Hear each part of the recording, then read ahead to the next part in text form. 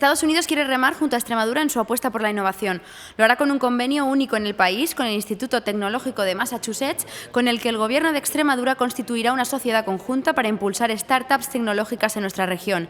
Así lo ha anunciado el presidente del Gobierno de Extremadura, José Antonio Monago, en la inauguración del foro Smart Extremadura 2020, celebrado en Badajoz junto al BBVA y que ha contado con más de 500 participantes.